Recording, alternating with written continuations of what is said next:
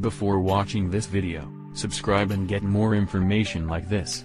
Please consult with your doctor for any health concerns.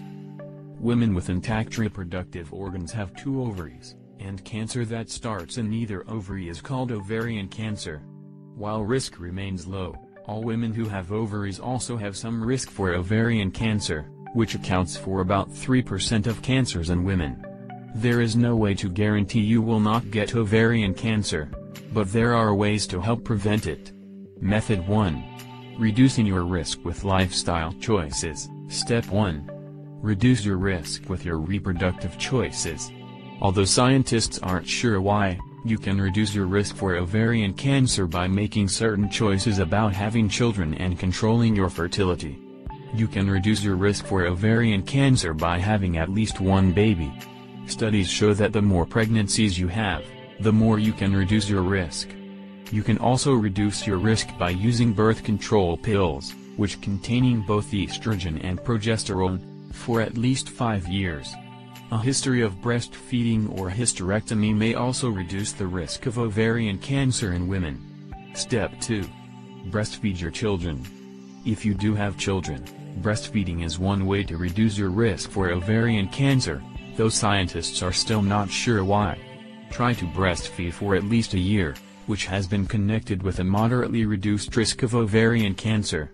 Breastfeeding is also linked with reduced risk for breast cancer and is great for your child's health. Step 3. Consider permanent sterilization. While this is a drastic option, it is most likely to be effective.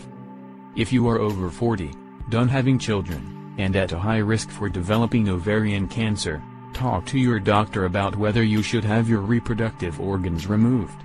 There are a few permanent sterilization options that have been shown to reduce the risk of ovarian cancer by as much as 70 to 96%. Your options include having your tubes tied, having your ovaries removed, getting a hysterectomy.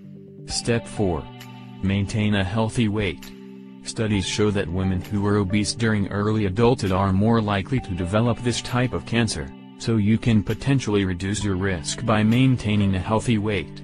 If you do develop ovarian cancer, being overweight can also hinder your ability to recover and reduce your chances of survival.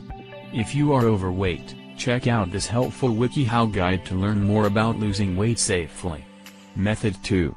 Assessing your risk for ovarian cancer. Step 1. Understand that ovarian cancer is unpredictable. There are some risk factors for ovarian cancer, but anyone with ovaries can get ovarian cancer, even without any risk factors. The fact is that most women who get ovarian cancer were not at a high risk. Step 2. Understand that risk increases with age. Ovarian cancer almost always occurs in women who are middle-aged or older. Nearly 90% of women who develop ovarian cancer are over the age of 40, and the average age is about 60 years old. Step 3. Learn about any family histories of cancer. You are at a greater risk of developing ovarian cancer if someone in your family has had it, either on your mother or father's side. This might include your aunt, mother, or grandmother, or any other close female blood relative. In some cultures and generations, discussing cancer, especially cancers of the reproductive organs, may be taboo. If you think your family might not have told you about a family history of ovarian cancer, be sure to ask for information from family members who might know. Hereditary syndromes include Lynch syndrome, which increases the risk of ovarian cancer along with breast, colon, endometrium, and other cancer syndromes. Other hereditary cause of ovarian cancer are mutations in BRCA1 and BRCA2. This is the breast ovarian cancer syndrome, and these mutations are under intense investigation by doctors and scientists as root causes of cancer. Step 4. Consider whether other medical complications or medications might put you at risk. Certain medical conditions might put you at a greater risk of developing ovarian cancer.